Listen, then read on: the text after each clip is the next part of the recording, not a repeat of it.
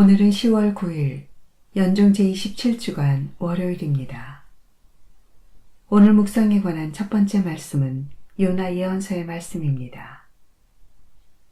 주님의 말씀이 아미타이의 아들 요나에게 내렸다. 일어나 저 큰 성읍 니네베로 가서 그 성읍을 거슬러 외쳐라. 그들의 죄악이 나에게까지 치솟아 올랐다. 그러나 요나는 주님을 피하여 타르시스로 달아나려고 길을 나서 야포로 내려갔다. 마침 타르시스로 가는 배를 만나 뱃삭을 치르고 배에 올랐다. 주님을 피하여 사람들과 함께 타르시스로 갈 셈이었다. 그러나 주님께서 바다 위로 큰 바람을 보내시니 바다에 큰 폭풍이 일어 배가 거의 부서지게 되었다. 그러자 뱃사람들이 겁에 질려 저마다 자기 신에게 부르짖으면서 배를 가볍게 하려고 안에 있는 짐들을 바다로 내던졌다. 그런데 배 밑창으로 내려간 요나는 드러누워 깊이 잠들어 있었다. 선장이 그에게 다가가 말하였다. 당신은 어찌 이렇게 깊이 잠들 수가 있소? 일어나서 당신 신에게 부르짖으시오. 행여나 그 신이 우리를 생각해 주어 우리가 죽지 않을 수도 있지 않소.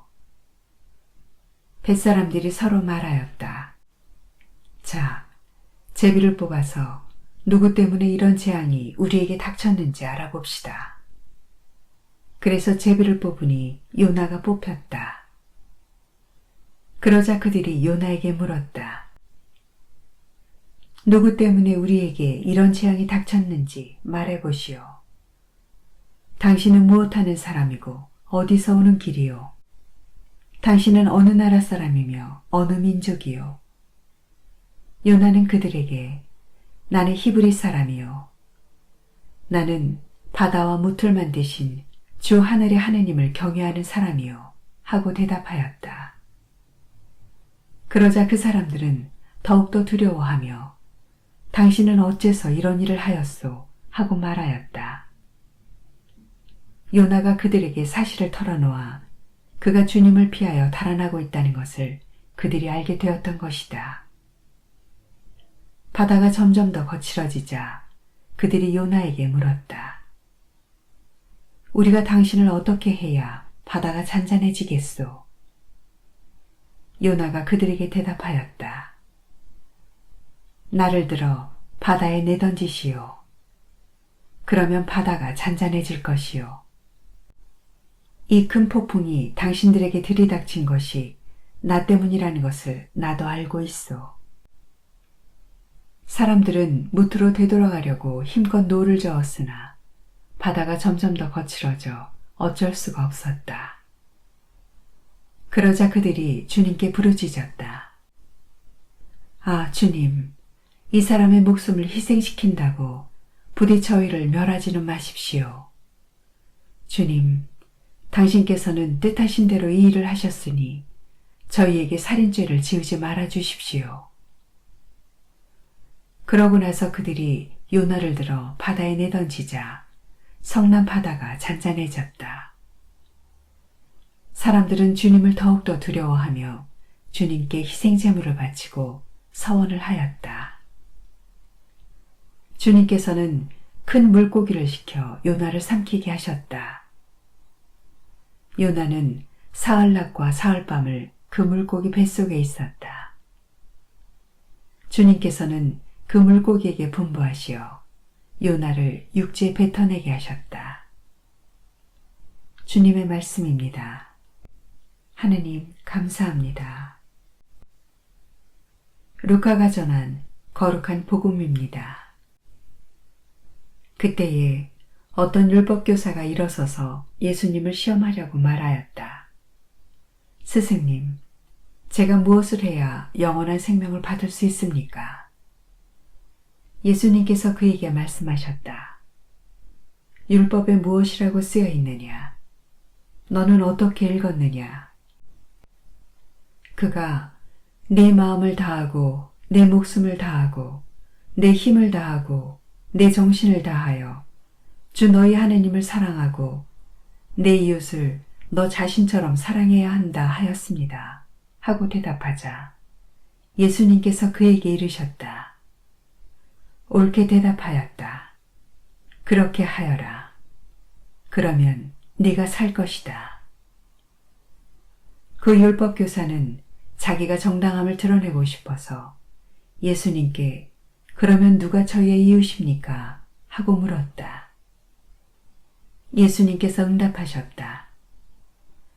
어떤 사람이 예루살렘에서 예리코로 내려가다가 강도를 만났다. 강도들은 그의 옷을 벗기고 그를 때려 초죽음으로 만들어 놓고 가버렸다.